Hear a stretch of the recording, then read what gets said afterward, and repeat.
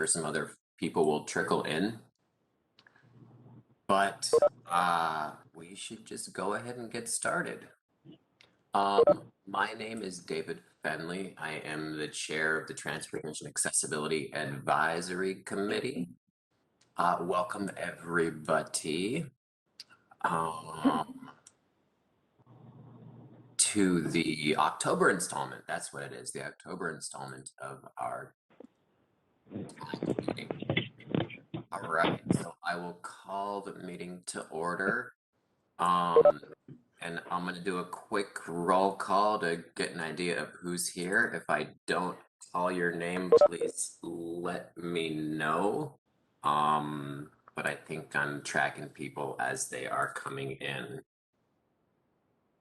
All right, Carrie. Here. Claudia. Here. Eric. Here. Ken.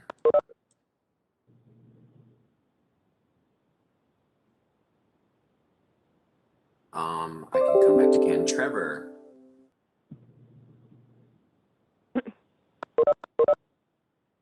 Trevor might be away from his computer right now. Patty. Here. Chris. Here. Sam. Present. John.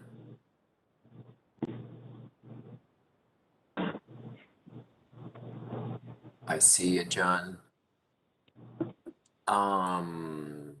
Myself, I am Patsy. Hello, Patsy. I see your hand. Who did I miss? Who has? So I have some phone numbers I see. I know Chris ends in 49. I know Sam ends in 77. I have a number that ends in 35, a 651 number that ends in 35. Do you have me, David? It's... Oh, sorry. Oh, hey, David, it's Doug Cook. Yeah, I'm the 351 because my computer froze. I was on there, and then so I'm using my phone now. Sounds good. And then 29. Who is the 612 number that ends in 29? It's Jeff Danes, David. Thank you, Jeff. All right. I'm having problems with my system. I did last month too. I switched to a different. So hopefully I'll stay on. I hope I don't get cut off. So. Well, it is perfectly okay to call in. I just want to make sure that I have all the members accounted for voting and for quorum. And Diane put a message in there that she is on, but having some technical issues as well. Seems to be a week of technical issues. All right, did I not? Heidi, I see you jumped in. Anybody else jump in that I did not call their name? Yeah, I came just at the right time to answer your question. This is Heidi Meyer. Perfect, Heidi. Thank you. And Ken is here. Looks like everybody, and I'm not hearing anything. So, all right, let's go ahead and I can't hear anything. John, we can hear you, or at least I can, but you cannot hear me, John. Is that what you're saying? I'm trying to get Darrell. Yeah, I know, but I can hear him. Yeah. So I can too. Sounds good. Thank you. So we'll let John try to figure out his speaker situation. But for folks who are on the line, please, if you're not talking, mute your phone or your computer. Here. And Chair, this is Phil Sterner. I think you know I'm on as well. So thank you. I see it, Council Member Sterner. Thank you very much. All right, let me shoot John a quick message. Go ahead. This is Kimberly Malone. I saw Ken Rodgers tried to speak a couple of times, and I don't know if you were able to hear him, and I know you called his name, and so I know that Ken was trying to talk, and I don't know if that was heard. Thank you, Kimberly. I did see his mic is really low again. His mic is low? Oh, yes. I did see he put it up in as a message to let me know that he's here and participating. But I do again. There we go. Ken's on it. Let's go ahead and get started. Feel free to when we do vote on minutes and the agenda, feel free to, you could put the thumbs up, and if you want, you can give me auditory, you can give me a visual sign. I'll be attempting to track all of them. But let's go ahead and get going. I would entertain a motion to approve the agenda. So moved. This is Chris. Thank you, Chris. Is there a second? Second. Claudia, second. Sam. Thank you, both Sam and Claudia. Diane, we can see you now. It looks like your technology is cooperating. Excuse me. All right. I will do roll call on the approval of the agenda. Carrie?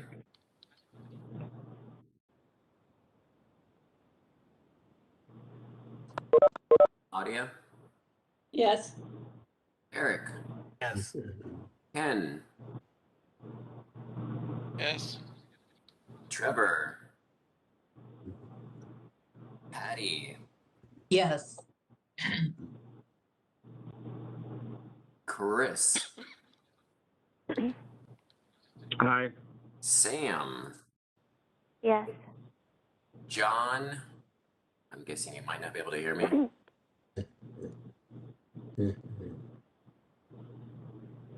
Myself, I vote yes as well. Patsy?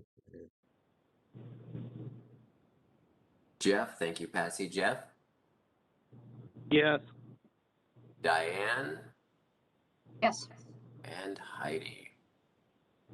Yes. Fantastic. The agenda has been approved. I'll move on to approval of the minutes now and would entertain a motion to approve the minutes.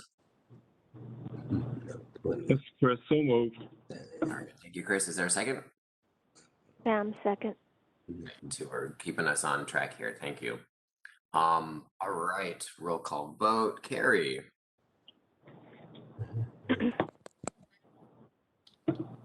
You can give a thumbs up, Carrie, too, if you want. Claudia. Yes. Eric. Yes. Ken. Yes. Trevor. Patty. Yes. Chris. Yes. Sam. Yes. John. Still nothing from John. Myself, I vote yes. Patsy. Got that thumbs up. Thank you. Jeff. Yes. Diane. Yes. And Heidi. And I just want to give it one more check to see if anybody showed up who I am missing. This is Trevor. Damn it. You are joining us now, Trevor. Thank you very much for letting me know that you're here. I have you as attending. All right, let's move right into business. We have a blue line update. I know that thankfully this project did get reinvigorated in the last few months. So I'm glad to hear that it's moving forward. And Sophia, feel free to take it away. Honey. David. Well, Well, welcome, thanks for having me back, committee. I'm glad to be here today, and I have a little bit of a project update. So the last time we were here, we had just identified potential new routes for the Blue Line extension that didn't use the part of the freight rail property that we weren't able to use. So like David said, trying to reinvigorate this project and find a solution that serves North Minneapolis and our northwestern suburbs. Today, I want to give you all an update on some of the important parts of the project. So we saw routes last time, but we didn't see where potentially stations would be. So have a little bit of discussion there. We also have started to do some engineering work for how the light rail could fit into all of these communities. And so Instead of bringing boring engineering plans, the team has done a lot of visualization. So trying to make kind of the engineering plans that can be hard to read more easy to understand. So we have some visuals to kind of show how LRT can fit into the community, and then also just want to give folks a little bit of a schedule update of how over this year we're going to hopefully get to this community supported alignment. I hope that sounds good to everybody, and I can just jump right into it if that sounds good. What the hell is going on? So Greg, if you want to go to slide 3, kind of go past the agenda and to the next slide. So how do we determine station areas? There was part of the previous project, where were the stations before? We asked community a lot about where they want to go. So those key destinations, places like educational facilities or North Memorial Hospital. How does our whole transit network work? How are people connecting? And then LRT usually has about a half mile to a mile spacing. Sometimes in dense urban areas, we can be a little bit closer, but this is kind of how we determined where we would potentially place stations. So next slide, please. For those of you that followed the Blue Line Extension project before, in our Brooklyn Park area, the stations are basically staying the same. So we had 4 station locations. One at Oak Grove Station, which is our most northern station. And if folks are familiar with where the Target headquarters are, just north of 610, that is where that station is. Then continuing on West Broadway and Brooklyn Park, we would have a station at 93rd Avenue. It's kind of a business area in that spot. At 85th Avenue and West Broadway, which is where the North Hennepin Community College is, a library, and other amenities in that area. And the Brooklyn Boulevard station, a lot of shopping. And then we get off of West Broadway and connect to County Road 81 or Botno Boulevard. So in this area, if you go to the next slide, please. Slide 6 for those that might be following along. This is where we used to be on freight rail property, and we can't be anymore. But we still have, and for a lot of places, we're still really close to where our stations were. They just have to be scooched over a little bit. So at 63rd, there's a park and ride there. There's a mix of residential. We basically thinking that we're going to keep a station there, just scooched over a little bit. Same with at Bass Lake Road in Crystal. So if you can think of Becker Park and all the shopping areas that are in Crystal, if you go to that area, trying to place a station right there. Got to figure out the roadway and things, but I think we can keep a station pretty close to where it was to the existing project. As we get into Robinsdale, where the railroad tracks are and where County Road 81 start to diverge. So we're in the previous project, we had 1 station in Robinsdale. We're now looking at 2 potential stations. One that would serve Robinsdale's downtown core business district. So if you go to Pig Ate My Pizza or Marna's or other of those businesses, this would be a station that would be very walkable to those destinations. North Memorial Hospital is one of the places that we heard in our previous project, and now through this whole engagement process that we're doing, that serving North Memorial Hospital was a place that people really wanted us to get to.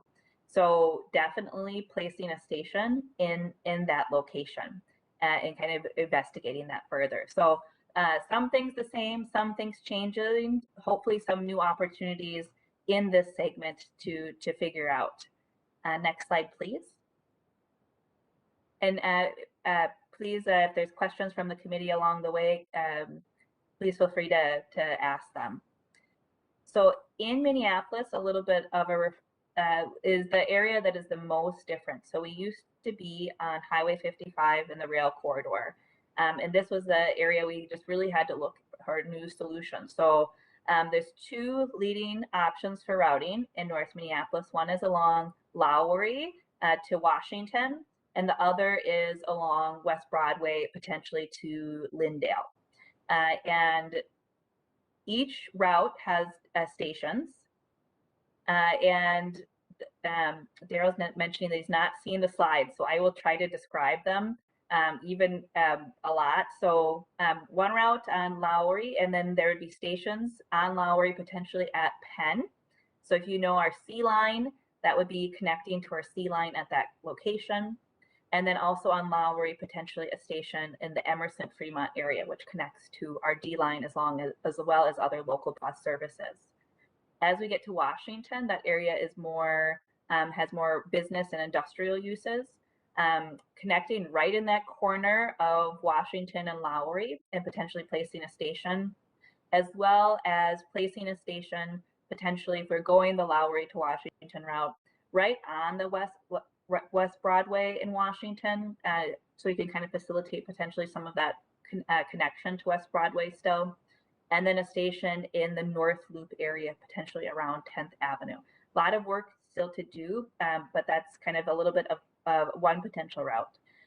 If we were taking West Broadway, again, placing a station by Penn and that C line connection, one on Emerson and Fremont again, and then also one on Lyndale by Plymouth. Plymouth has a lot of facilities in that area, both in terms of residential and businesses. Again, looking at whether this is the right number and how all of this works, but this is our kind of our first venue into potential station placement. As this map kind of has, we have these kind of big bubbles, and some of them are bigger and some of them are smaller.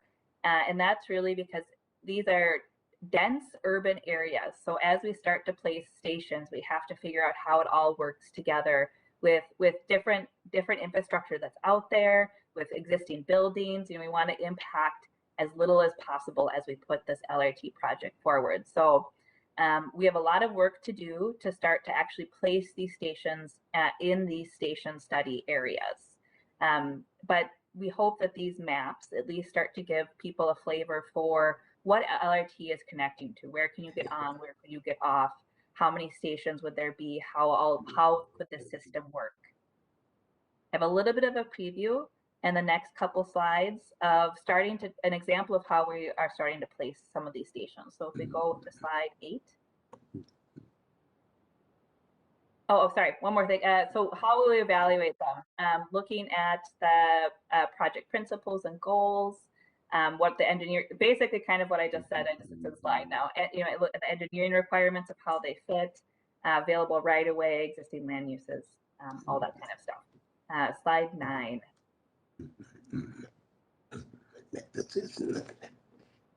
So, little bubbles on a map are just part of it. To really help understand what these stations are connecting to and how they could work for the community, we need to do engineering.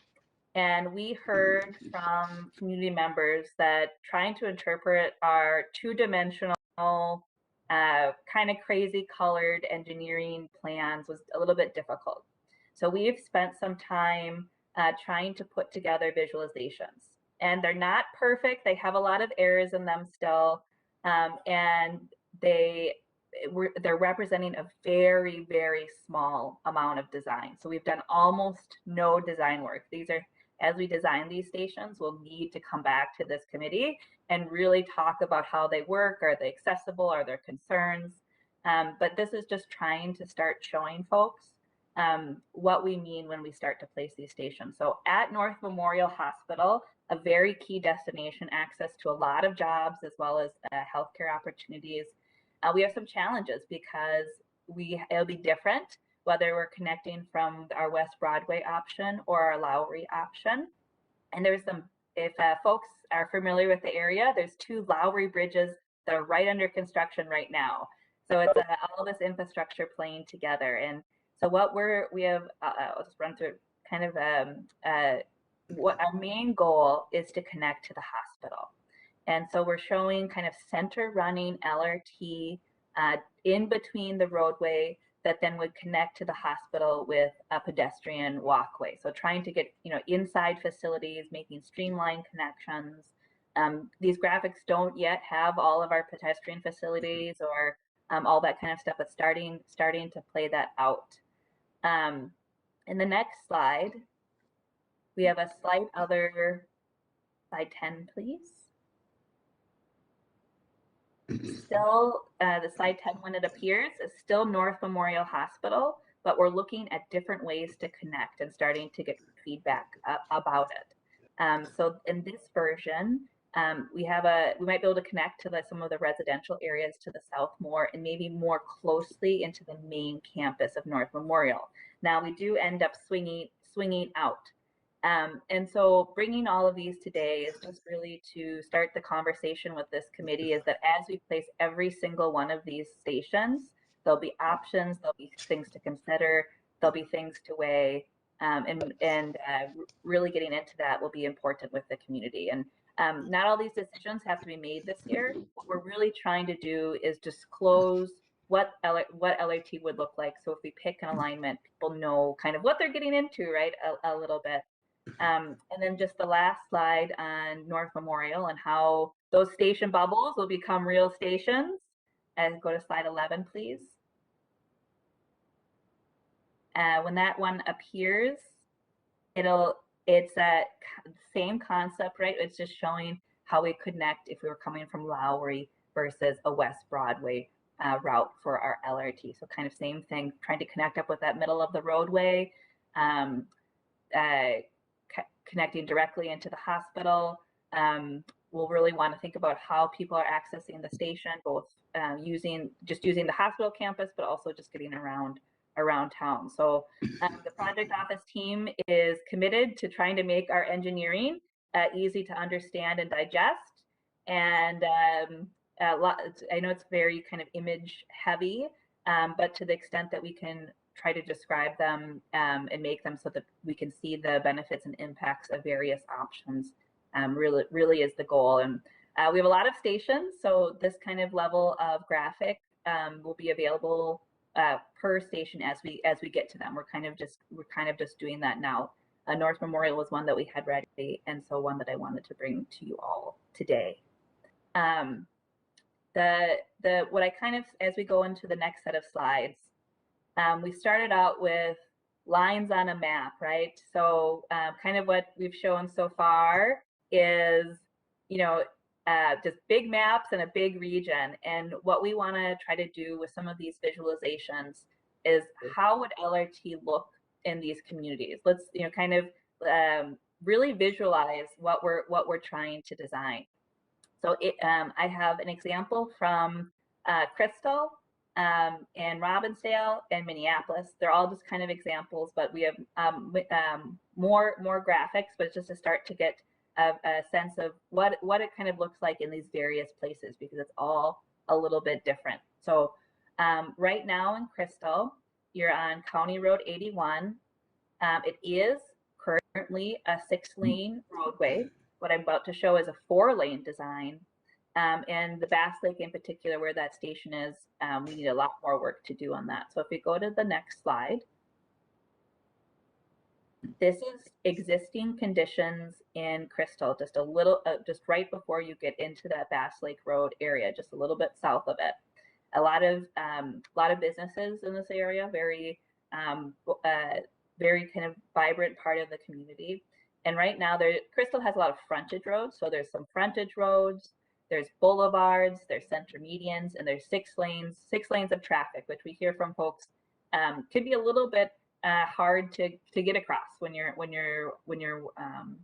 a pedestrian. So with the introduction of LRT, if you go to the next slide, we are proposing to basically, as we joke, not eliminate lanes, but repurpose them for transit and put LRT in the middle. This graphic has really kind of wide median space, and that's because we're coming up to a station. And so we're kind of preparing for that transition. But in the Crystal area, we basically can stay within the footprint of the roadway itself and just kind of monkey things around a little bit. But even though you still have this super wide roadway, we're starting to think already about how pedestrians could easily access that station, you know, kind of taking out some of that overall road volume and still making it work for traffic, and kind of getting into all of that. So that's kind of the Crystal snapshot of what we're looking at. And next we'll head into Robinsdale on the next slide. Next slide, please. So again, in Robinsdale, we're still on County Road 81. We think we still want to be in the middle of it. We've talked to Robinsdale a whole bunch about maintaining existing intersections. So not only the down 81, but all those cross streets that they have. In Robinsdale, where we potentially place stations, there's a lot of pedestrians, a lot of folks going to North Memorial Hospital, a lot of folks going to downtown. So focusing on safe pedestrian crossings and the overall pedestrian environment is going to be really important, and what I hope to come back to all of you in the future to talk about very specific designs, and maybe even do some field trips in the future. We really like all of your input as we develop those designs. Still far away, but just want everybody to know we're thinking about it very much, and very much want this committee's involvement as we start to work out those details. Just a quick reminder too, in the visualizations that we're showing, we don't really have any landscaping or treescaping or anything that would make the environment prettier or more kind of friendly for the pedestrian, but that's what we want to work on too. So in Robinsdale, going to the next slide. This is again the existing condition. So in Robinsdale, it's a little bit different that we have, most places we have a 4-lane roadway instead of a 6-lane. So in downtown Robinsdale, there's a lot of, as this kind of image of existing shows, there's a lot of parking. The West Broadway in Robinsdale is very pedestrian focused, but County Road 81 still is very car traffic land. So you have sidewalks, a little bit of boulevard, not a much, a little bit of center median, kind of sidewalks, a little bit of green space, not so much, a lot of kind of malls and stuff like that. So when we introduce LRT, you go to the next slide. We're still keeping those 4 lanes, but we do need to push out slightly. So we know we're going to have not major property impacts in Robinsdale, but very slight ones as we touch these neighboring businesses. And we'll really want to work to make this space accessible as we move forward. Next slide, please. So in the future, I want to come back with a bunch of the Minneapolis examples. We have ones for both Lowry and Robinsdale. In early November, we are going to be having a bunch of community workshops within the city of Minneapolis.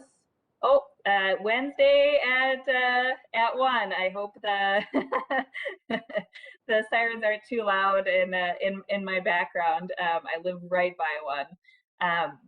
So a future update to the committee is we have a lot of design, I would say, call them opportunities and challenges to work out within the city of Minneapolis.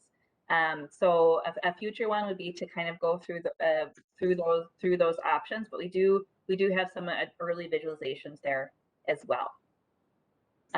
So in terms of project schedule, if we can go to the next slide, the Blue Line project has a few kind of major upcoming milestones. And I kind of get ahead of myself when I'm talking from the slides, but we're gonna have a series of fall community workshops. We already had one in Crystal. We have one coming up in Robinsdale to talk about the North Memorial Station that I brought to you all today, as well as pieces that we are still working on to really showcase the Minneapolis and the options that the community can work with us through. In December of this year, we plan to put out a draft report. I'm sure you are all familiar as projects have tried to set routes with kind of those draft route reports, right? And what this report will have is basically all the conversations that we've had in the last year, all the engagement and the technical work. So everybody can kind of see what could this project look like. of a 45-day comment period. We'll take all those comments, we'll work things out, and in March of next year, so in 2022, we will come and we will recommend a route for this project, whether that's West Broadway or Washington Lowry. It includes all of where those stations would be and kind of what we need to advance in our engineering environmental review. We really want the community to come with us through this fall time period and shape the direction. So staff really don't want to put out a recommendation without really having pretty close consultation with the community through that process. And we're hoping through the visualizations that I kind of brought today, as well as really kind of detailed engineering that a property owner could pick up and really understand, is we can start that process and start that discussion with a lot of the fine details not needing to be decided this year. So if we go to the next slide to give an overall view of what to expect from us. So we're in the middle of trying to identify a community supported alignment. What we're trying to do this year is kind of what I presented today are kind of the main points. Where are the stations? Where where are our routes? Where are the impacts and where are the opportunities? And so by spring of next year, we hopefully will have a path forward. We will need to do all of our environmental documents and clear that process, as well as seek municipal consent, which is basically kind of a form of approval from all of the cities that they like the project, that they like where we're going. There might be still things to figure out, but it's seeking that. And then we probably have another year or two of engineering to make these plans actually constructible. So what I really want to leave with this committee is we're starting to introduce a whole lot of new information. I think this is kind of a big update, and we have more kind of to bring out to the community, but a lot of the details that matter to design, we have 2 to 4 years to do them. And so we want to come back and talk specifics and really think about how we make these places the best that they can be and accessible to all of our community. So just really want to put that out there. And then would be maybe 3 to 4 years of construction. So the earliest that you'd be able to get on the Blue Line extension is probably 2028. So I hope I gave you a flavor for where we are, where we're going, and the conversations that we hope to have as we continue to develop this project. And with that, I would happy to have any discussions or questions. This is David. Thank you very much, Sophia. We do love it. Mr. Chairman, Chris Bates, I do have a couple questions. Fantastic. Just one second, Chris. I'll get to questions. Okay. We do love it when you all come to us very early on in the process, so we can have some input.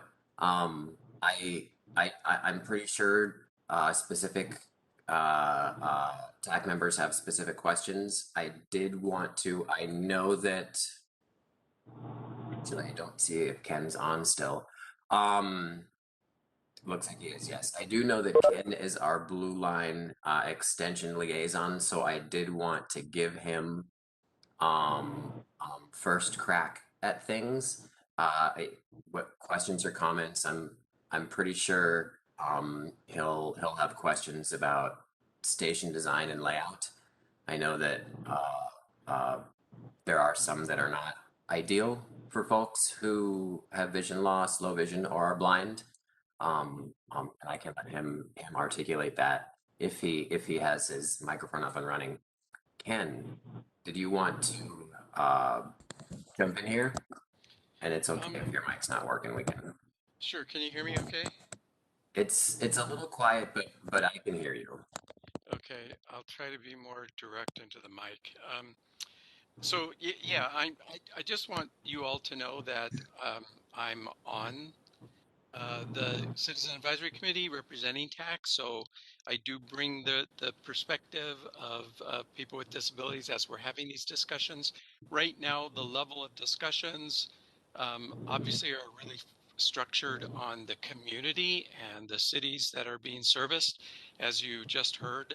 So there's a lot of work that is happening right now that doesn't necessarily involve detail work that the committee needs to really focus in just yet, but it certainly is coming. So I really appreciate Sophia bringing the visualizations and walking us through those. And it'll be quite interesting to see how these change over time as the community gets more involved and the decisions kind of get more fine-tuned. So thank you, David. I'm muted. Go ahead, Chris. Yeah, and I served on the Southwest Advisory, and I grew up in that area, so I'm thrilled for the Blue Line. But I have just a couple questions. I found out the joys of serving on a public committee is some friends in Brooklyn Park were upset because light rail's coming to Brooklyn Park, and I said to call the Blue Line office. It doesn't deal with TAAC. But one of the things that we're trying to work on out here for the Southwest is shuttle buses for the outlying areas. Have you guys thought about that in your design? You know, maybe folks in Maple Grove would want to take the light rail, using shuttle buses instead of parking rides? Yeah, so a couple of things. One is we've heard from the city of Maple Grove that they're very interested in the project and how they connect to it. And so we've invited the city of Maple Grove to sit on our corridor management committee to help us think more about how we can also serve Maple Grove with this project and just kind of work with them overall because they have their bus service as well. I cannot tell you how many times I've heard in Brooklyn Park in particular about east-west connections, basically that there isn't any, and it's really hard to get around in that fashion. There's north and south connections, but if you're trying to get across the city, it's really difficult. So we haven't solved for that yet. We'll have to really work with my Metro Transit colleagues and service development as we get kind of further along in the project to really think about that feeder network and how we can really maximize that mobility process. So still early on, but definitely something that we want to talk about and consider. And while we haven't designed, some of our Brooklyn Park stations are designed because they were part of the old project, but bus connections and those connections need to be part of the design at every station because we would hope that people are able to connect in that way. Okay, and then my other question is about Robinsdale. They got that old transit station still working in Robinsdale. Would the Blue Line, where you're going to put the station in downtown, would that close that transit station? Would make that more multi-purpose for both the light rail and the buses? Yeah. So again, still really early in the process. We haven't quite figured it all out. But likely what would happen is that transit station is kind of dated. The waiting facilities are sometimes we've had you can sit outside, sometimes you can be inside, and it's kind of been a process. But I think we'd be looking to update that and bring those connections closer to light rail. So while we haven't picked a location, we do know that we want a park and ride in downtown Robinsdale, and we want our bus feeder network to connect into the light rail station. So there's likely to be some slipping and swapping and figuring it out. We know we need to do it, basically have no details yet at this point, kind of a question to solve as we keep moving on, but might be an opportunity to reinvest in a facility there, modernize it a little bit, make it feel safer and more eyes on it and things like that. So definitely, again, not solved, but definitely something to focus on heavily as we move into the next few years of the project. Okay, thank you. Thank you, Chris. This is David again. I'm going to read a question from Diane in the chat. The perennial, do we have funding? Unfortunately, dedicated funding does not exist in our central planning agency yet. But is the funding for this blue line extension secure? Good question, Diane. Sure. So the best way to say that is not yet, but that's not a problem at this stage. So the blue line extension will get money from two sources, two main sources. One is local sources, a local source, which will be Hennepin County, and the other, basically almost 50% of the project will come from the federal government, from the Federal Transit Administration. And I'll start with the federal funding first, because we can't even ask for that money until we've completed all of our environmental work and are construction ready. So we go and seek something that's called a full funding grant agreement. And that step always happens right before we get to construction. But the FTA has really signaled to the Blue Line project that we are on the way. So they did us a couple favors this year that was really nice of them to do. Is, even though we are kind of going back to the design board in some ways, they have let us stay at our basically our funding spot for the project. So we're still in engineering, and they just kind of put us they put us in a category called under review. So a little bit techie wonky talk, but basically what the main message is the federal government basically told us, we understand that this is an important project for your region, that you got some hiccups to figure out, but if you figure it out, you're basically still on track. We'll still kind of plan for you to arrive. And so I think if we are able to continue to show progress, continue to work with our communities, we'll be okay with our federal funding. Hennepin County, as our local funding partner, is very, very committed to this project. They have kind of a dedicated sales tax for transit, and it's basically the Southwest project gets some of that, has benefited from that, and then the Blue Line would as well. And so this project goes through two or three of the commissioner's district, and particularly Commissioner Lundy and Commissioner Fernando, who would be bringing a lot of that those dollars, are really invested in the Blue Line. So maybe that's a whole way of saying their funding is always a challenge. It's always something we have to pay attention to. While we don't have the dollars necessarily secured, we have partners that are very close with us, working very close with us, that very much want to see this investment occur. Thank you. This is David again. Do other TAAC members have questions or comments for Sophia? Yes, Dave, this is Claudia. Go ahead, Claudia. Okay, this is something for the future. Would the Blue Line have any chance of connecting with the North Star again in the future? The Blue Line, not necessarily, kind of. So the Blue Line will come into Target Field Station, and you would be able to transfer at Target Field Station to North Star. But that's basically where that connection would occur. Otherwise, they kind of do this. They kind of diverge from each other. North Star, well, they both go north. North Star is more east of the Blue Line extension. Thank you. This is Heidi Meyer. I have something I wanted to say. Think about COVID, because the green line goes down in the city bus. I could take it from West St. Paul and get down to Regions, but I can't take any of the shuttles because of the COVID.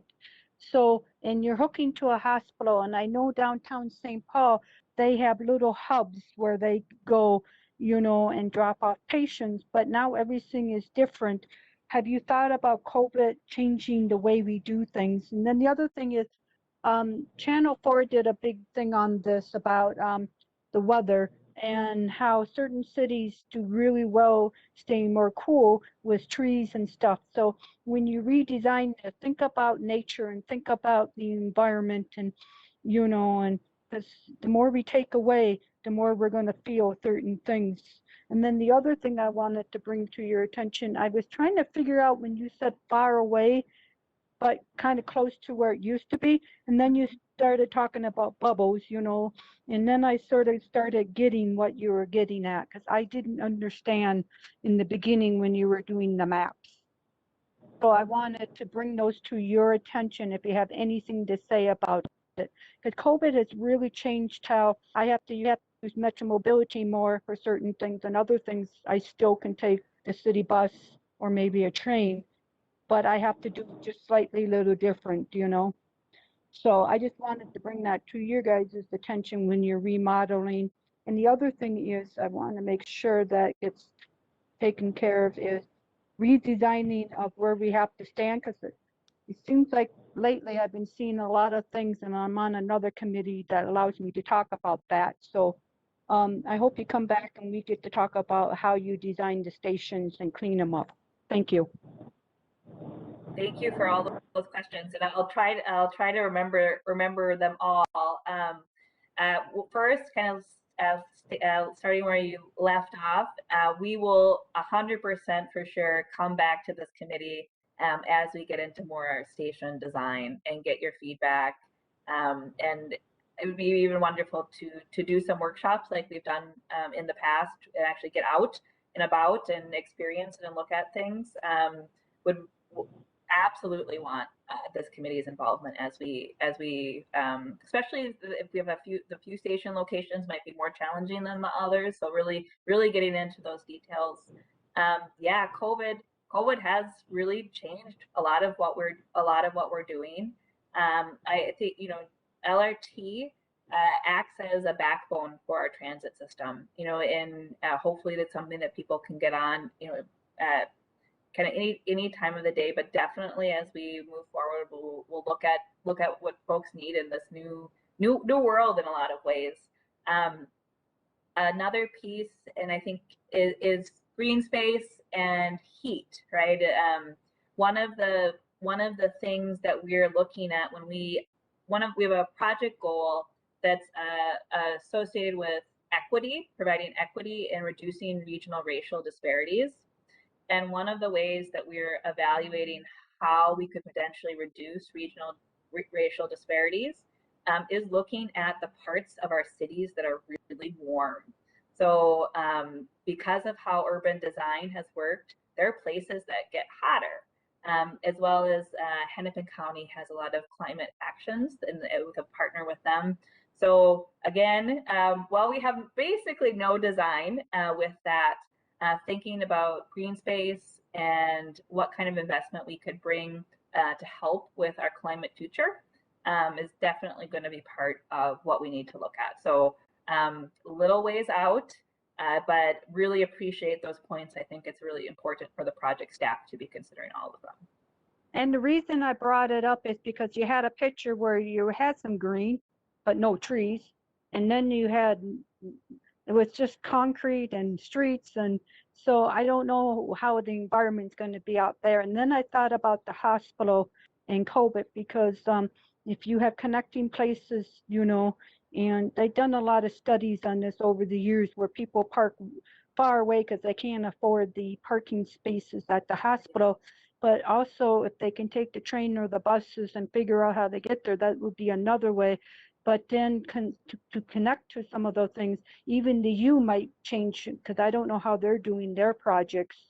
But I know downtown St. Paul, it's a whole different ballpark when you do certain things, you know, because of COVID, because it all gets down to safety. So we don't know what the future holds. So you need to put that as kind of your top priority now, only because it's changing that people won't stick like 5 people in a vehicle or in some kind of shuttle bus, you know. So how do you guys help us get where we need to go? And this is the way of the future. Thank you. Understood. And in terms of the visualizations, that's kind of the catch-22 in some ways too, is that making kind of boring, or not, I shouldn't say boring, very technical, hard to understand design plans versus visualizations that almost seem finished. We have almost no technical detail. Like part of why there's not trees on some of them or green space is we don't know where we're going to put them. We don't know what we're going to put. We don't know how it's going to look. So it's this kind of hard balance between making it easier to understand the engineering with making it look almost more done than it is. So really appreciate those comments of like, oh God, there's no trees in this image. We definitely have to balance that a little bit. Thank you, Sophia. And those were good questions, Heidi. We can only hope that we won't deal with another pandemic for at least another 100 years, but that might not be the case, given the new normal we're living in, like you said, Heidi. Trevor, I see your hand up. Yeah, this is Trevor speaking. I was curious about station design. I know that there's like no ever a perfect design for stations, especially stations that are parallel or following roadways. One of the pictures you showed had the track going down between the two on the 4 lanes. So you have cars going on either side and it's going down the track. And I understand like why that is, but from a station standpoint, have they ever considered having the tracks follow the outside, like the road goes down the middle and the tracks are on either side? So then when the pedestrians are getting off, they never have to cross the road unless they're getting to the other side to get on the train, go back the other direction. But, for, people who are visually impaired like myself or, people who use wheelchairs, any chance that we don't have to cross the road, it's just like an increase in safety. And so is there ever consideration like putting the stations on the opposite side of the road and having the tracks follow on the outer edges of the road instead of in between the median? Yeah, so definitely, and I didn't bring everything that we've looked at today. We have looked at side running LRT in some of these locations. I think the challenge with it is what side do you serve? Because you give something like an example of Bass Lake Road in Crystal where you have multiple lanes of traffic. Bass Lake on both sides has a lot of residential, has a lot of commercial. You have people coming from both ways. So in a sense, maybe one side doesn't have to cross any lanes of traffic, but then the other side, people would be crossing for. So it's kind of weighing some of that out. You can also, part of the reason we don't initially start with side running is because any of the homes or businesses that touch that side, we have to close their access. So because we can't have people just kind of popping out across the guideway, all the places, side running tends to have much more impact on existing uses. It also kind of, Hiawatha isn't a perfect example because there's gate arms and we wouldn't be proposing to use gate arms, is that traffic sometimes has a hard time understanding that you're not supposed to turn right because the train would be flowing with traffic. So they have, so from a kind of a traffic safety perspective, if you basically need to have kind of right turn lanes almost, and you need to have them signalized so that people aren't just driving in front of trains. So I do think side running needs to be part of the conversation. We have definitely looked at it and have asked kind of for feedback about it in various locations, particularly in Robinsdale and in Minneapolis. And as we bring out the Minneapolis concepts, I think there's more discussion about side running and how that works. It tends, maybe the overall to say it is, agree, let's look at it some more. It often comes with more challenges. Yeah, that makes a lot of sense. And like I said before, there's no perfect design. There's always challenges with all of them. Or even just having like an elevated crosswalk for pedestrians. I know that, I live right by the Sculpture Garden, so we have a bridge that connects, the Sculpture Garden to Lowry Hill, which is really nice because then I don't have to cross 4 lanes of traffic because I've been nearly hit by cars so many times. And so I just stopped crossing on the crosswalks and only go across the bridge. Because, as much as you have stop signs and things like that, people run them, they don't pay attention, especially people who turn right. They'll just fly through the session, like they don't even stop. And then it's gonna be kind of scary. So I don't. It's just when we're designing these stations, if there's any way you can reduce or eliminate the need to cross in front of cars, it would be awesome. So. Hear that, and the focus on pedestrian facilities for sure as we get into design. And I have a feeling we're going to have a lot of different conditions as we go through station by station, and so really drilling down into each and having that discussion. Like a Lowry, Washington looks a lot different than County Road 81, and County Road 81 in Robinsdale looks a lot different than it does in Crystal. So it might be a lot of ask from this committee, but I think we want to look at a lot of these different environments and really make sure that we're accomplishing that.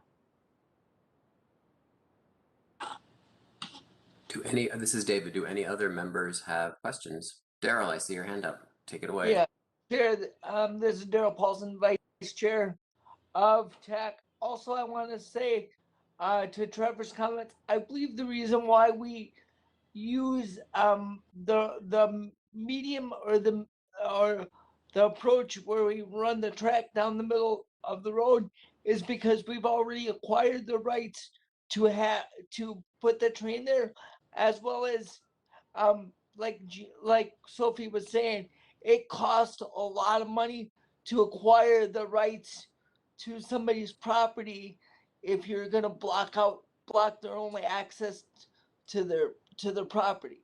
So saying all that, it's cheaper for us to obviously to run those trains down the medium than it would be to acquire on the side streets.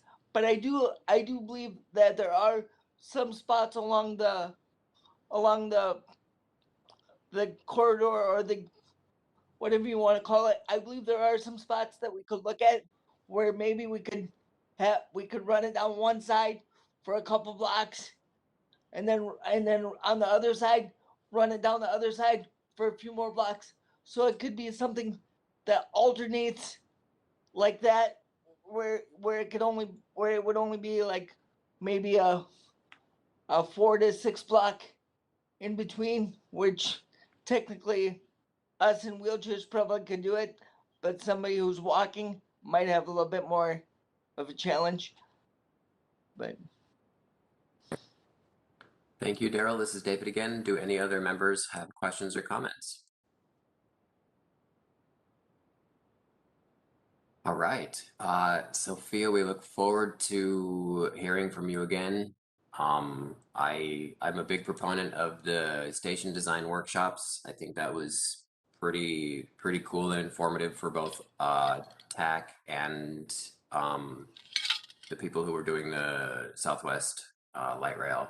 So yeah, if you want to do Hey, David, we would love it. Yes. this is Heidi. I hope that she comes back and we really can be a part of the design, because all over Twin Cities, everyone's got a different idea of where to put things.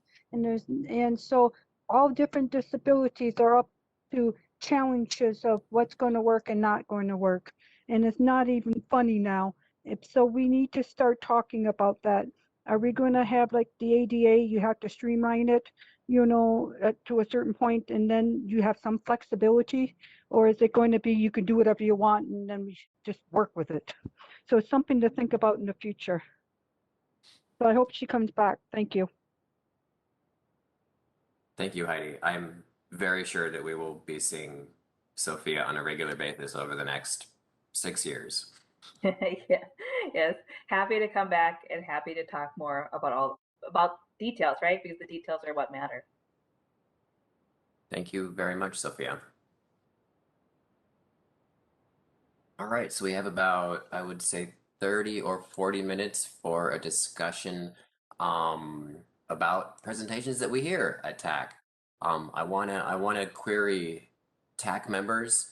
I'll talk for just a couple seconds here, and then I think I have a few TAAC members who already have some great ideas. But we have been incorporating different types of presentations into our TAAC meetings. I think they've been going well. last month's, I think, got our sort of juices flowing in terms of how the Met Council uses data. But that being said, I would like to ask TAAC members, what sort of stuff, different stuff, same stuff.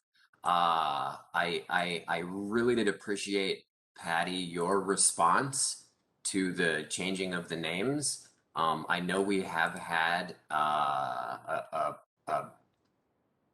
reasoning behind the colors and why they choose them, and the logic is hard to follow as you laid out in your email.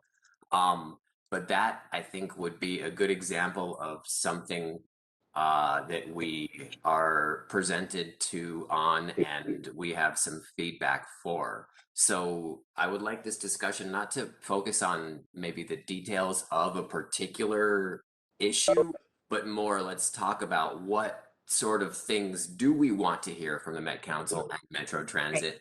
Who do we want to hear from?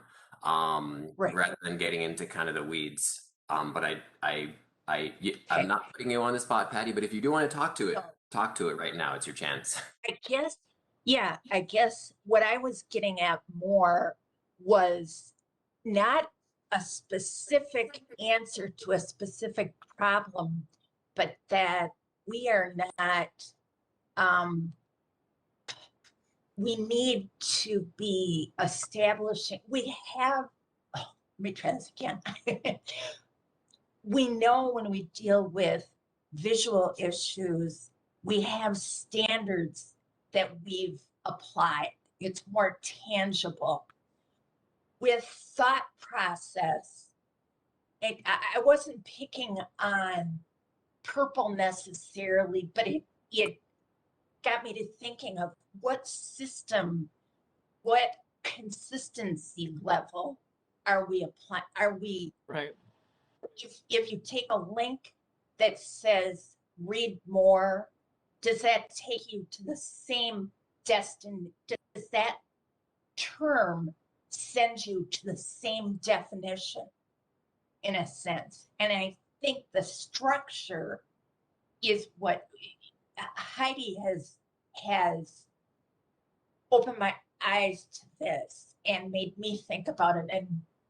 And living with somebody who has a stroke right now is making me very aware of it on day-to-day basis. And so that's what got me going. I don't have a specific problem. The other thing that I would say is I started quite a while subscribing to alerts on various, Metro Transit things, just to get a sense of the overall issues, and letting the alerts pile up because I wasn't keeping up with them helped me to see patterns that existed in how we were communicating. So that's what triggered the explosion of thought. So Thank you very much, Patty. So I want to hear from as many. Just 1 second. I want to hear from as many TAAC members as possible, but then I also would like to open this up to Metro Transit, Metropolitan Council staff, because I am curious. They're inside the organizations. They do this work every day, so they might have some input as well. But I will go to TAAC members first. Darrell, go ahead. Yeah, Chair, I want to say to Patty's long and thoughtful email post that she sent out before the meeting. I did reach out to Patty just before the meeting. We talked a little bit about my thoughts on the process and what that looks like. And so I look forward to working with Patty on unpacking some of those issues as we understand the reasons why each station of the Green Line particularly is individually identifiable and how that came to be. I do think branding is a necessary part of Metro Transit and and how Metro Transit fits into a larger scope of how it looks to its regional funding and its national funding partners. But having said that, there's such a thing that when I went to San Diego or to Virginia, I seen branding to various degrees. And I seen how if you brand it too much, it may disorientate somebody who has auditory or who has executive brain function issues to understand what are they actually on BRT, or are they actually on light rail, or are they actually on a commuter bus.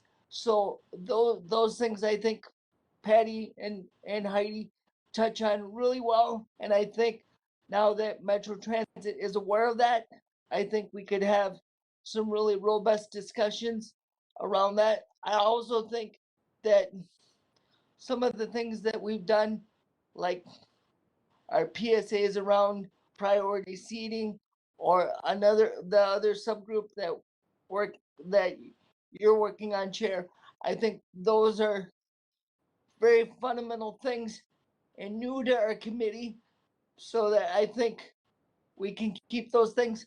But I think some of the things that I would like to see from Metro Transit is how do they deal with like problems and issues or incidences that arise on Metro Transit or their system. And when they deal with those issues, are they actually addressed between the person that created the issue and the driver, so that the driver knows what to watch out for next time, so that the incident may not occur? He can be proactive instead of reactive. You know, if you get your drivers to start being proactive in a lot of ways, then a lot of this priority seating and a lot of those issues that happen in priority seating would not happen. And I think it's just a matter of arming your drivers and your staff with the right tools and the right words to be in their toolbox, so they know when to deploy those and when not to deploy those. I think we could see some other reports of how youth is being engaged or how they're not being engaged when they're using Metro Transit, and how that impacts the rest of us when using the system. I mean, that's a lot right there to unpack, and that's just 3 of them to think about. So a couple things, this is David, a couple things that you said, Darrell, jumped out at me. And I'm just kind of spitballing here to the other committee members, trying to think about, because I mean, obviously we'd have to connect it to the scope of our work, which I don't think would be too hard to do, but 2 things that, you got into like the incident reporting, and I don't think you mentioned enforcement, but that came to my mind. Yes. And as far as I know, and I could be wrong, I could have missed a meeting, but I don't think we get a lot of interaction with the Metro Transit police at all here at this meeting. So maybe that's something that we can kick around a little bit, and think about how we could have them, talk with us if it's within the scope. Again, we can I actually, you're hitting on something really sensitive, Chair. I actually think that bringing in their community police officers or their liaison officers to our committee and having them actually sit on a committee for even maybe a period of 3 months or something, so that they get to understand the ideals and the scopes that we deal with, so that when they encounter us in the public, that they're not always just trying to solve our problem or push us off to the next bus, or to create a bigger incident that isn't already there. if they understand and have to deal with us on a regular basis, then they might feel comfortable of dealing with us on the bus when there's an incident or there's an issue. So there's a question in the chat, which I think is directed at you, Darrell. I could attempt to answer what branding means. I think I know what you meant, but if you want to address, what does branding mean? Branding means like when you see Metro Transit all over the buses and their bus stops, when you see that little T or that little service that said this service is brought to you by Metro Transit, that is branding. But even so, it goes even further into color schemes, like the yellow on the trains, or the blue on the trains, or the wrapping on the trains. Those are all planned out, and that is strategically placed by marketing and their marketing division, and that is what branding is about. Maybe David has a simpler term for that, or some simpler. Think of Metro Mobility, Darrell. Yep. We had to go through the new branding of figuring out how do we want the M, how do we want our colors, to exactly. be laid out. It's Yep. the same thing that they brought to the TAAC committee and they showed us. It's the Yep. same branding that when we were on the bus, they asked us about signs. How do you want the stickers for the handicapped seating area to be branding? And also when we did signage for bus stops, that was branding. How do you like the branding, and is it in the right location? Is it looking good? Those kinds of things. Yeah, absolutely, Heidi. And my only concern about that is that branding we can take branding too far, or we can take it very little. I think we do a good job of our branding already. I don't know that we can do a better job of it or do a less job of it. I think we do a pretty good job of it. I mean, if other folks say that we need to do a better job, I'm open to looking at it. But I also think that if you do too much branding, then it might disorientate somebody. They might not know if they're on a bus versus light rail or versus BRT. So if you brand it too much, it might start to blend together. And that's what I noticed in San Diego, because they were branding a lot. They were branding all their vehicles and all their transit systems to the same color, and it was confusing. This is David. I could And not I have just said it know better. that I just Go want to ahead. say one thing to go with Darrell. I know when I see that T, I know that goes with transit when I see that certain color. And then I kind of think of trains, I think of the car, because I've seen cars on the streets, I've seen buses. So I have some symbol we start with, and then we break out from there, and then we can figure out if we need to fix it or not. Yep. Thank you, Heidi. Thank you, Darrell. I could not have said it any better, Darrell. Patsy, does that answer your question?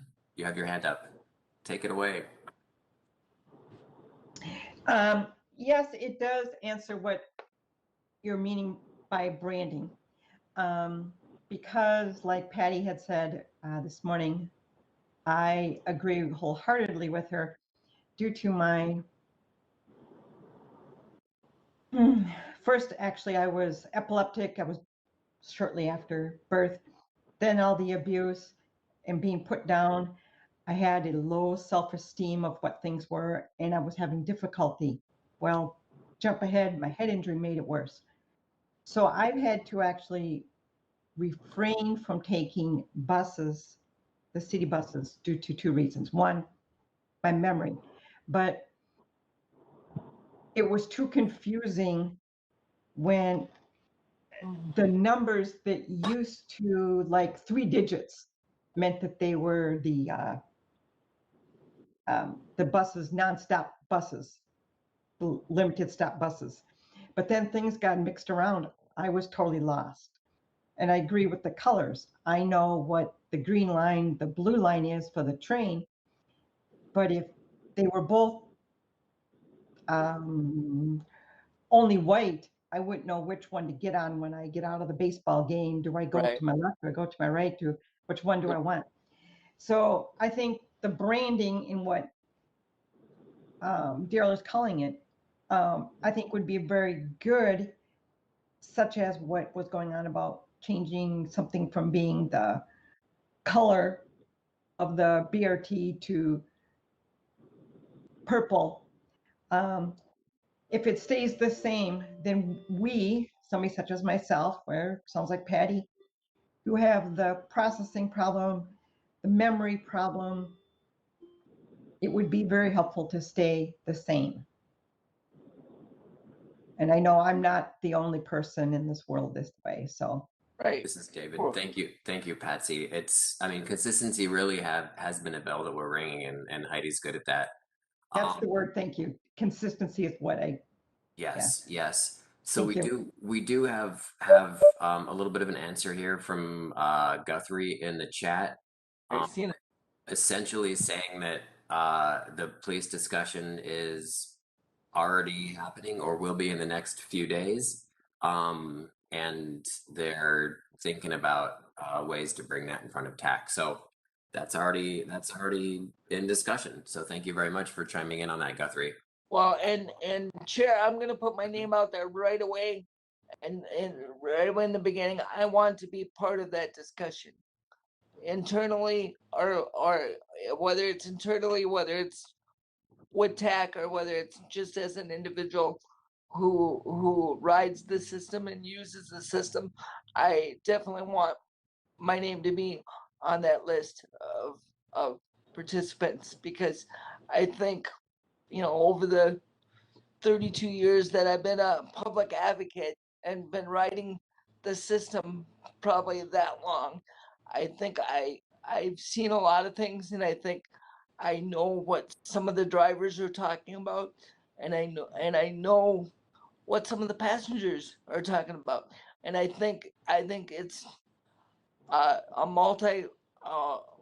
multi-pronged approach, and I think it's about time Metro Transit and Metro Transit Police decide to get together and start realizing that we need to come up with real solutions that create real measurable outcomes and create a real enjoyable system for all of us to use, and not just use it to gain some money or gain some political power when something goes wrong.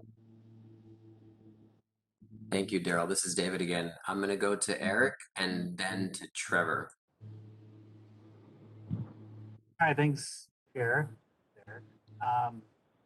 I was wondering, as a topic that we might update on, if the committee would find value in getting updates to grievances that are filed through the Title II process with the Met Council, more specifically ones that are transportation related of the Met Council network, just to maybe provide us a little more insight, get our finger on the pulse of kind of where issues might be going that we don't know of or hear of, that might help steer us to either advocate for, you know, changing the project comes through, and, you know, the hot spot where we're seeing a lot of grievances being filed now. I don't know if that information is public or grievances. I know there's a process to get them solved and all that. I'm just wondering, even just as data point, knowing where they're at and kind of what is the common theme behind some of the grievances filed as the transportation. I think there might be value behind that, but I just kind of wanted to open up that. I think that's a great, this is David. I think that's a great idea, Eric. And I think we could probably dive into discussion right now amongst us, but again, I don't want to get into details. I want to talk more big picture about issues to bring in. But yes, I think you hit on a point, you know, maybe just the data points. Obviously specific grievances would have personal information. Right. But that being said, you know, what role can we play to maybe help inform their response or understanding of any Title II grievances that might come in. So I got that down. I think that's a good one. I would like to see kind of more data coming through this committee. I think that would help us be informed and also make better decisions. Did anybody want to, short of diving into kind of the details around that, did anybody want to further that Eric's point about Title II grievances that the Met Council or Metro Transit might receive?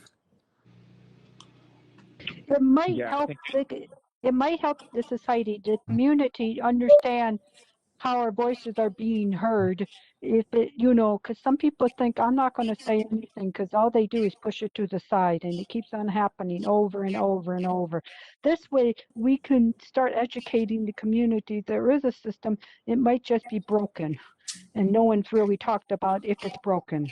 That's actually a really good point, Heidi. I think that just, you know, the knowledge that you can file a Title II grievance, you know, people might not even know that. So that, I think that would be a good part of our presentation where we could, you know, have response in on that and then help with sharing that information in our community. So that's a very good point.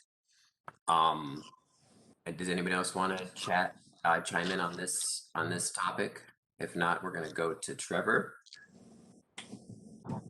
That's Trevor speaking. I would be interested in meeting with the department or the staff of Metro Transit that does training for bus drivers, especially training around disabilities and just kind of talking about driver interactions with people with disabilities. You know, I've had a few incidences where, you know, bus drivers don't stop, you know, or they stop in kind of unsafe areas and make it hard to get off the bus, and things like that. So just kind of getting feedback on how bus drivers are trained when interacting with people with disabilities.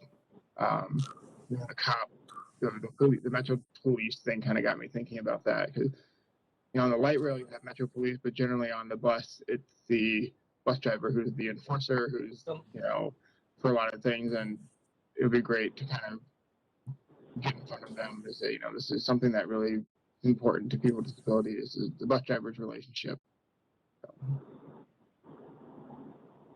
That is a fantastic suggestion. I know we have heard from them throughout the years, but I think like maybe annually, you know, we kind of revisit with them for no other reason that there's turnover on this committee.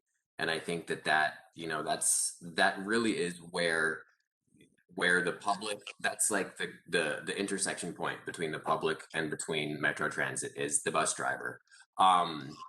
So that's a really good point. I got that down here. Hey, David, Yes, Heidi. as we were talking about all of this, because we're picking all these colors and all these things we're talking about, has anybody, because we talked about processing, we talked about not being able to see well, but colorblind people get left out because if you use certain color schemes, they're not going to be able to know that's the purple or that's this color. So we need to be, I'm going to push this again, some kind of consistency in color scheme, and the whole community is in for it, not it, you know, not half of it saying yay and the other half is saying screw it, you know. But somehow we can meet in the middle because we're not going to please everybody. It's not going to be a perfect system, but we can get enough people out there using it, and some of the stuff that we talk about can be tweaked maybe once in a while, but not all the time. If you get my drift. Thank you. I do. Thank you, Heidi. I see Darrell's hand up. Was that just still up from before, or did you have another comment? No, my other comment was relating to this, but it just skipped my mind. So if I can think about it, I'll come back to it. Sounds good. Are there any other TAAC members who have thoughts on what we want to hear about in our TAAC meetings? David, this is Chris. I'll give Patty a chance because I think I saw Patty put her thumb up, and then I'll come to you, Chris. Okay. Okay. I wanted to ask sort of a, I'd call this a middle point issue. we know structurally or at a high level that with Metro Mobility, we're working to improve, replace the Ranger system that tells drivers where to go, destination-wise. We can, on a lowest level, we can submit a comment to go into our permanent record. But on issues like that, where there's a long-term solution in the works, but it's every time the GPS system doesn't work, it impacts the effectiveness of the whole system. What other, as customers, as riders of Metro Mobility, what else are we doing in the middle ground to address a situation like that? Does that make sense? It does, Patty. So I have done here kind of a broad umbrella, like a Metro Mobility technology update. Yeah. I think that's good. I know a lot of times we get stuck in complaining about that it's not working. But we need to be identifying more of what we can do. We can inform drivers as we're riding, but that doesn't help when they're coming to pick us up. I try to be proactive, so I'll stop. And I like what she's saying really quickly, but I think it's the overall Metro Mobility we need to learn about with their technology, because even the phone system has some faults to it, even when they leave you a voicemail, has, and I know they can get better technology that understands us as we try to understand Metro Mobility. Thank you. Thank you, Heidi. Thank you, Patty. Chris. Chair. Yes. Did you want to say something else, Heidi? Okay. No, I'm done. Yeah. You can say it. Okay. 6 years, I'm on my 7th year on this board. And one of the things, as I sit there and listening to people, David, first I want to, we should say the staff has gotten so much better about being proactive with us. Instead of us being the afterthought, they've gotten much, much better. But as I sit and listen to these folks, I think one of the things that I would like to see addressed is I don't always understand the policy and the policymakers and who's making the policy for Metro Mobility and Metro Transit, and what are those policies when it comes to complaints? What's the process? I kind of get lost with that. Does that make sense to you? It does. I'm taking notes. So just a general like policy making procedures. Does that? Yep. And that can go either way. It can go for buses and for Metro Mobility, because sometimes you throw things at us and we have to figure all the ins and outs and how it works. And sometimes you need that information that he brought up in order to understand how you got where you are today. Yes. Thank you, Heidi. We have had not kind of the umbrella, policy making procedures. I mean, that probably doesn't fall in any one area. Each department, I would imagine deals with their own policies, but I can't speak for the Metropolitan Council, Metro Transit.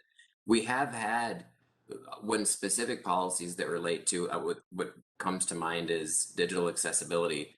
That was brought to us. I think it was maybe like 4 years ago. It's been a while. But I think maybe a more broad discussion. That's what I was thinking, David. A more broad discussion on policy making. I like that thought, Chris. Yeah, I like that too. All right, I see. Chair, I do have my hand up. One of the things that I would like to do, I would love to see this committee do, because I know we have done it good. We have done it well in the past, and we could partner with your agency, such as the State Council on Disabilities, to make it over the top. But one of the things that I would like to see is some real driver retention and some real driver recognition on both Metro Transit and both Metro Mobility. I think this committee could play a huge part in what that looks like and how that recognition gets rolled out and how the driver retention will be retainable if we put real people with real drivers and real staff people and say thank you for coming in every day, thank you for giving me my ride. And if there are bad drivers, those drivers will be flushed out too. They'll either come to the top and require more additional training, or they'll go on and find a different job that's more suitable to them. But I think this committee overall could play a huge part in what driver retention looks like, both for Metro Transit and Metro Mobility, just by recognizing them. Thank you, Darrell. I added that to the driver training just because it's involving drivers. I think they might fit under the same umbrella.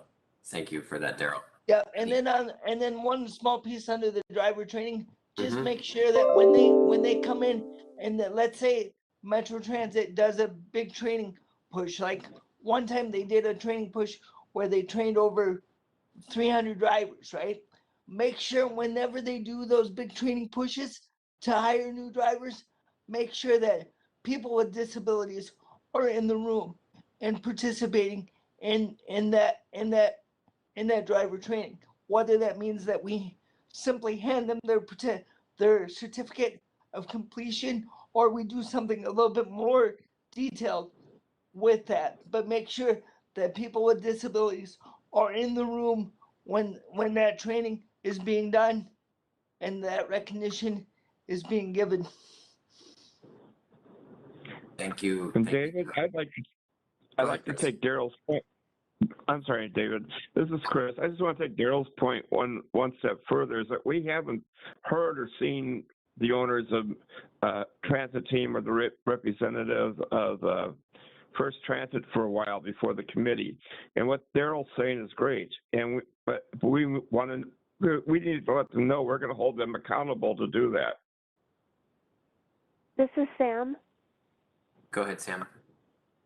David, somebody hopefully can confirm this thing that I heard. Did I hear correctly that transit team just sold their part of Metro Mobility, that it's under new ownership? I have not heard that, but I think I'll take a note here, and then we can ask. Is staff with us in the room still? Yeah, well, Can you please ask that question? Because I kind of heard something like that too. So I'm not sure what's true. Hold on one second. Understanding.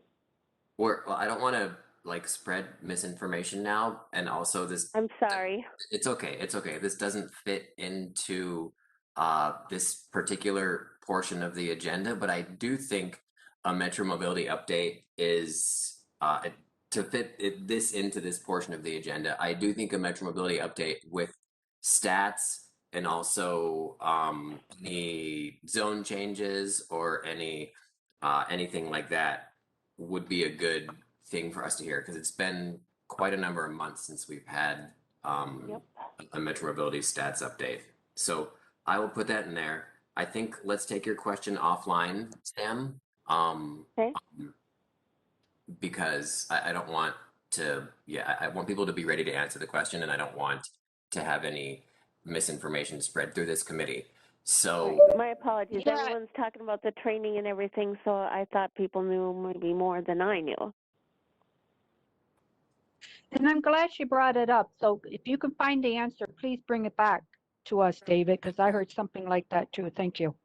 But so don't spread it around until you have an answer, please.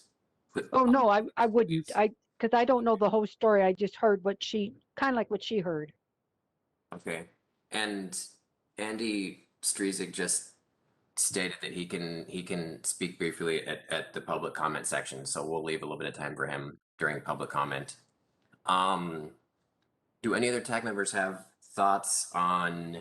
I'll give this about 5 or 8 more minutes on things that we want to hear. Yeah, can we be more involved in changing different things around the Twin Cities for like the shelters and stuff? You know, because I know I'm harping on this because I've seen so many different things lately. I don't know how to keep up, and with all the remodeling of roads and and bus shelters to fit the road, we need to be more involved so we can tell you that really sucks, or that's really good, or that's okay, or that's even appropriate, because now there's not advertising, there's not this, so everything's changing, but no one's got like something we can follow or understand or work with. I've seen some weird things and I've seen some really cool stuff that we could use, but we're not sharing it across the board very well. So I thought some kind of every so often we have like a get together and talk about it so we're up to date. They're just not saying, well, we have to change it and this was the best and you didn't ask us. We're out there every day. Where are you, in your car? So those kinds of things. Thank you, Heidi. I have bus shelters down here. I know that we have heard from them in the past numerous times. So I think that's a good suggestion. Eric, I see your hand up. Yeah, this might kind of circle back to Chris's input of policy and understanding who makes that. And this is something I actually don't know the answer to. But when Met Transit or Met Council, when they have projects where they're building this infrastructure, what standards or design guidelines are they using? Do they have their own? Whereas cities typically have their own specifications and detail plates. Does Met Council or Met Transit have that? If they did, would we want to get updates on those when they update them, or just get a better understanding? Input we might want to have on some. Sounds good. I don't know. I think that's good, Eric. I just added design guidelines into policy making procedures. I'm sure they follow kind of the national and MnDOT standards when it comes to streets, but obviously the transportation is maybe a little different, and depending on, it's very situational too. But yes, I added that as an addition to policymaking procedures. I do want to give just a few minutes here if staff or anybody else in the meeting wants to chime in on things they might think would be good for us to hear. Not a requirement, but I do know that you all are in the trenches and you might have some ideas for us. And you don't have to share it here too. Feel free to share with me offline if you want as well, but I will give just a couple minutes here for somebody else to chat if they want to. All right, I see no hands. It's like we've lost some folks. There's probably another meeting that they all had to run to. Darrell, your hand is still up. Did you want to make one more comment? I don't know if you can hear me. I got a cord stuck in my wheelchair, so no, I don't have a comment right now. Can you hear me? David? Yes, we can hear you, but get that focus on your wheelchair. Get that worked out. Yeah, David, do some of the stuff that we talked about today can overlap, where maybe I don't know how you numbered them or how you structured it, like A can go with Q and Q and R, where it really makes sense that we know all three of those things at the same time as the order to do the project. I was just thinking about that because it sounds like we're repeating certain things, but we're not repeating certain things. It's just how you structure the meeting so we can learn it. So I just wanted to bring that up. Heidi, that's a really good suggestion. There is a lot of overlap between all this stuff, and if we can somehow logically piece it together, I will say that, there's a lot of things that y'all are suggesting, and I am thrilled about that. We do only meet for 2 hours a month, and we usually have between 2 and 2 presentations a month. It's hard to do more than 2 given the robust commentary that we have, which is exactly what I want. I want really, really in-depth conversations. So I try not to overload the agendas because I don't think we get out of it and give what everything we can. If we have 4 or 5 things on the agenda and only 15 minutes to discuss something, which is a ridiculously short amount of time. But that's a really good suggestion, Heidi, to streamline, I guess, the agenda and the meetings. I do want to move. Yeah, I do have one comment, and I did fix my cord, so thank you. Perfect. Go ahead, Darrell. The other thing I would like to do is see if there's a way that you and I can sit down with staff and maybe look at what committees, internal committees that Metro Transit has vacancies on, that we possibly could plug in some of our TAAC folks to those committees. So because a lot of times the Metro Transit or Metro Council staff have vacancies and they don't know where to tap those vacancies at. And I'm telling them that they need to start tapping the disability community for those vacancies because we're there, we're using your system. So I think if we sat down with them, figured out where their vacancies are, and then we brought it back to our committee, we could make a real relationship connection to the Met Council, and it doesn't have to be just in transit. It can be throughout their whole system, because there's no other system like the Met Council anywhere in the country. Okay. I think that's a great idea. I mean, we definitely do want to get members of our community onto not just this committee, but other committees too, where they can bring their perspective. I do want to, so I'll make one more comment on this topic and then we'll move on to the next agenda item. I did receive an email from Richard Rowan, who I'll just read it verbatim. I'll read it word for word and let him know he did have a comment on this particular agenda item. He said, one thing that comes to mind is, how does Metro Transit and the Met Council engage with cities, towns, and other jurisdictions regarding changing demographics? Yep. For instance, there has been a large increase in senior housing around the metro, creating concentrations of people in areas where they may not easily, where it may not be easy to access services.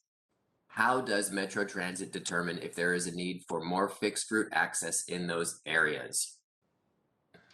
He goes on to say that John Levin touched on this at last month's meeting, but Richard has been wondering how jurisdictions work with Metro Transit as development changes the metro area, and if Metro Transit can take an active role on this. So I think that's a fantastic suggestion.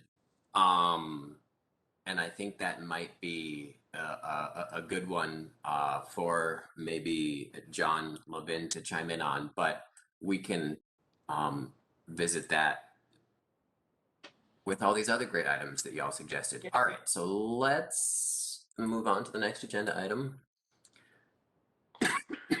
I'm not trying to hurry you up or nothing, but I do have to pee, so I'm, trying to stay on as long as I can. Don't have to pee in front of you, but. Well, your camera's off, so. I know, but about an hour ago, I had to pee so bad I forgot to turn my camera off, and I was peeing, and I was like, "Whoops!" But all right, I definitely appreciate the personal note. I'm just a little crazy today, and I'm the only one home alone today, so I can think be we a little can. goofy. I think we can forego Ken Rodgers Blue Line update since we got a heck of a Blue Line update early on. Okay. Jump in, Ken, if you're dying to give us an update on it. Green Line, Chris. Do you have an update? And it's okay if you don't. Pass. All right. Darrell did share the gold and now purple line. Yeah, updates. I do have 2 quick updates. Take it away. I did send the notes to both of them in 2 separate emails to the committee. I will say congratulations to Victoria Reinhardt, the Ramsey County Commissioner, for securing the rights to the purple line, which used to be known as the Rush Line, which is going to go north and south, and it's going to make connections in Maplewood. It's going to make connections at Union Depot, and it's going to go, I believe it goes out to Woodbury. Having said that, Victoria Reinhardt and several other folks, including myself, we have worked tirelessly over the last 2-3 years to make sure that we get the Purple Line as a designation to Metro Transit, because we've gotten that designation. I wanted to give congratulations to the county commissioner for doing that, as well as that goes to Patty's and Patsy's comments about branding and what that might look like in the future. We have been talking to the feds about changing the rush line to the Purple Line for years. So the fact that they've given us permission to do so is great to do so. And with the Gold Line has also, I'm giving kind of two reports here, kind of mixing them both up. But the Gold Line has been a designated BRT line that has gotten mentioned in the president's budget or in the president's transportation plan for America. So the Gold Line is the model BRT line that we're using in the standard for other BRT lines around the country. So to say that the Gold Line and the Rush Line are not necessarily lines that we need, and because people are no longer commuting to work like they used to because of COVID, that we believe that the ridership's going to be down. That's what the people are seeing in the public, and that's what I'm hearing. And I've been going to public meetings with local council members and local transit folks, with people that are opposed to the Rush Line because it impacts the Bruce Vento Regional Trail. Simply, we just move the trail over is what we do. We do take out some of the trees, so they do lose some of their canopies that the neighbors have began to get used to because of the shading. But we're gonna put natural plants and stuff that have been in there native to the area, and that means some of the tree lines gonna look a lot differently, and that's mostly what the folks are complaining about when you talk about, well, we're gonna lose our trail, or we're gonna lose this, we're gonna lose that. But what we really hear is that they really are concerned about safety and security, and about it being clean and it being properly lit. Okay, and those are all things that TAAC and TAAC members have been saying for months. So we are on the right side of this, and I just want to say thank you for giving me the opportunity to be your voice for both of those committees, and thank you for coming to me and saying, when Ken says, this station doesn't look right, it means I have to cross this very busy road, and you got to look at it. So when Ken brought that to our attention, I seen staff very eagerly and very quickly jump into action to try to fix that. So what that tells me is, in the 20 years or 18 years or so that I've been on this committee, I have seen the staff make a 180-degree change with what they bring to us and how they look at our comments and how they look at our concerns when we bring it back to them. So I'm saying we're doing the right thing, guys.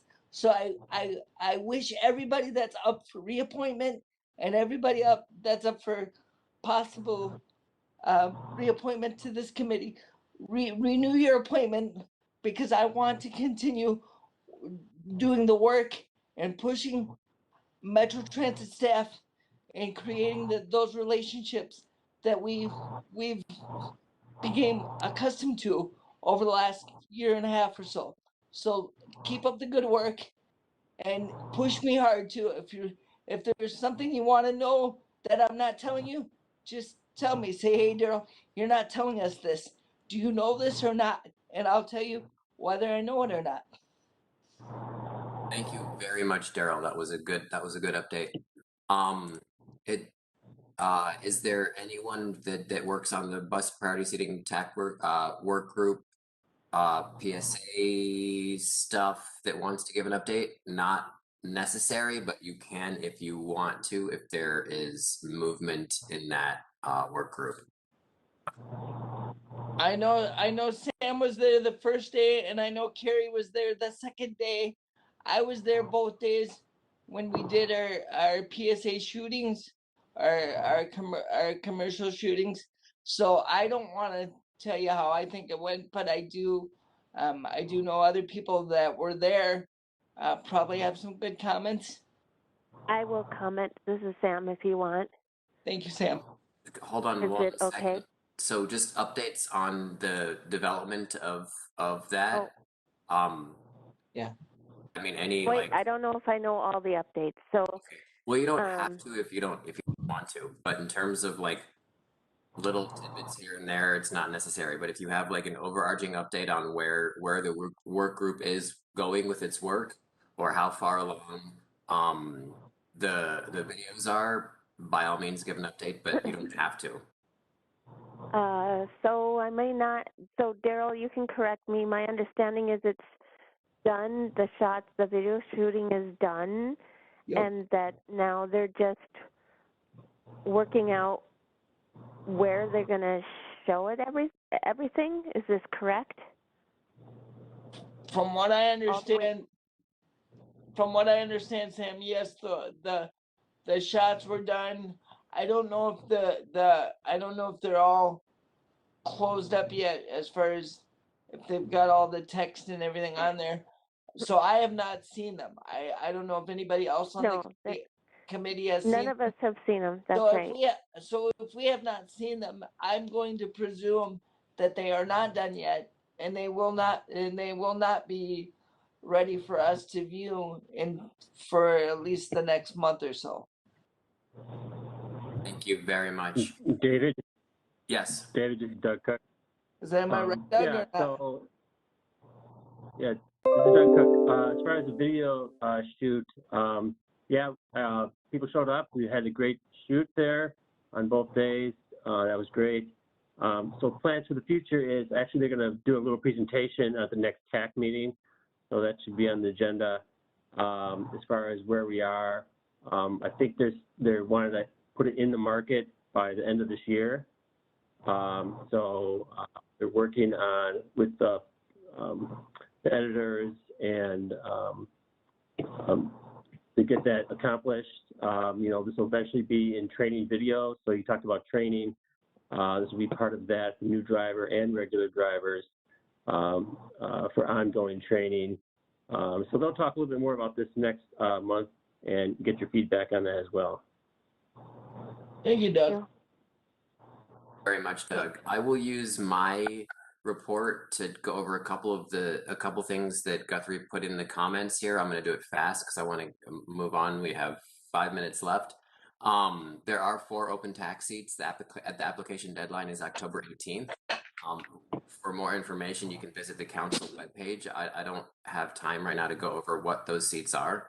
Also, there are 2 Metro Mobility fall conversations happening. One Tuesday, October 26th from 10:30 a.m. to noon, and another one on Thursday, October 28th from 4 to 5:30 p.m.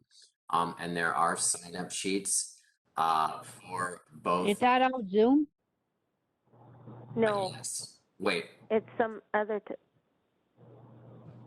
So my understanding is no. Sorry. So they're in person. And more information can be found out about those on the Metro Mobility website. I do give monthly updates to the Transportation Committee. I tend to, and this is in response to Chris's question, I think last month or a couple months ago. But the Monday following this meeting, In the evenings, there is a transportation committee meeting. That is a committee that consists of council members. I do give updates. I tend to stick to what we discussed at the meeting. And for example, at the last meeting, I did express our concern with the lowering of bus fares, but not lowering of Metro Mobility fares. So I did let them know that we discussed that. We understood their logic, but that, you know, from an equity perspective, we weren't super thrilled with that. And they changed that, by the way. They changed that right away. I saw that. Because of our work. Thank you, Chair, for indulging me with that. But yeah. And people in the public have been thanking us for that ever since it happened. So I do want to, hold on one second, Sam. Can you wait until member comment? Sure. I want to go to the public comment now. I know that Andy wanted to chime in here.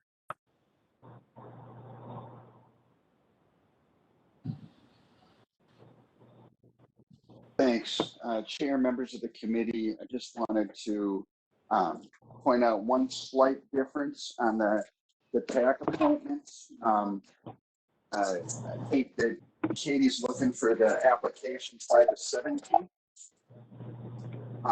So if you could get them to her by the 17th rather than the 18th, it sounds like she would appreciate that.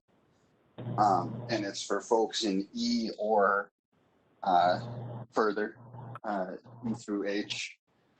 And then with regard to transit team, yeah, in late May, they sold part of their company to Beacon Transportation. But the Richters are still partial owners, and none of the management or operations staff have changed at all. So who gets some of the profits of the company is all that has changed with regard to Beacon. All of the operating staff, management staff, and drivers, reservationists all the way down, all that staffing has remained the same. Thank you, Andy. We'll go on to member comment now. I know, Sam, you had a comment you'd like to make? Yeah, I apologize. I jumped in, Heidi, but the meeting is, my understanding, it is being offered online, but I don't know that I don't think it's Zoom. I think it's something else, but Andy may know better. No, I just said Zoom, thinking, you know, some kind of video. It is some kind of online meeting, but I don't know that it is Zoom. For My people guess who is are not. afraid to be in gatherings still, but want to get their voice heard. Yeah, it's the same conversations that have been going on for many years now. Are there any other members that would like to make comment? Yeah, I want to make one comment really quickly.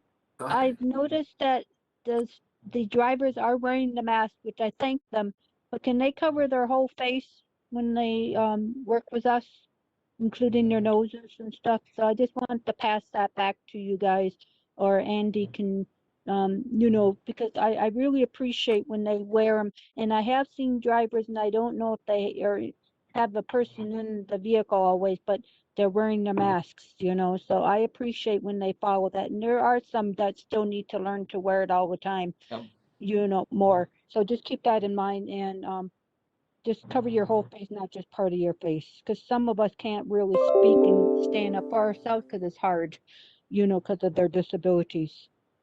Thank you, Heidi, for bringing it to the committee. Again, a reminder to folks, the best way to make complaints about Metro Transit is to do it through, there's an online form and also a phone number to call. It'll get more directly to the people who are in charge of education of the drivers. Chair, I also have one comment. It relates to Metro Mobility, driver morale basically, and driver retention. Over the last couple of weeks, I've been hearing a lot of different drivers saying their union doesn't care about us. Nobody cares about us. They don't give a damn if we come to work or not. But what really is interesting, how it starts out, is it really isn't. It starts out with why don't you have your mask on? You need to put your mask on. You need to wear your mask. And I said, excuse me, sir. I said, by law, if I'm not able to put my mask on, or for some reason am not able to wear it at that moment, I don't have to wear it. So please, if you want to help me put it on, I can, I'll have you do that. Or if you want to know the real reason why I think you guys are saying this, what's happening is the drivers got yelled at about a few weeks ago. Maybe, I don't know exactly what time they got yelled at, but they got yelled at for not wearing their mask and not doing all that stuff that they need to do. So what happened, instead of internally the staff saying, yeah, drivers, you need to do this, they said, well, everybody needs to do this system-wide, including the riders and the drivers, right? So instead of yelling at the drivers that chose not to do it, they said everybody needs to do it, including the riders, right? So I spend the better part of my time, 5 minutes or so of my time, engaging with the driver on the ramp about whether or not I have to wear my mask or not. When it comes down to it, if all he needed me to do is put my mask over my nose, he could have said that. Instead of what it comes down to, he thinks he's in control of telling me when I have to wear my mask and when I don't have to wear my mask. And I told him that's not the case. I said, sir, Darrell, I'm sorry, but I got to cut in here. This is very important. all right, Darrell may have a waiver on file with the Metro Mobility Service Center signed by an MD. I don't. The driver shouldn't be picking you up without a mask if we don't have Okay. a waiver on file for the federal requirements. So Okay. if you need one, just have an MD, write something that says you need a mask waiver, but the driver should not be picking up any customers without masks per the federal rule. But Andy, those things are, I mean, for somebody that rides transit and advocates for transit every day, half the time, even when I'm sleeping, I advocate for transit. I did not even know that you're required to have a waiver online. So that kind of information is misleading. This is Sam. My understanding is there's a mask mandate on all transit. Yes, there is. Yep, and I know that. So right? that means everybody. Right. We all know that, right? But I did not know that the exemption requires the waiver to be filled out. Okay, well, now we do. All right. So again, individual complaints. I'd like to go through the proper process, but it is good now for us to all know that there's a way to get a waiver to the mask mandate. It is 2:34. We will adjourn the meeting. Thank you all very much for joining us in October. We'll see you in November. Thank you, David. Bye, everybody. Thanks, everybody. Bye.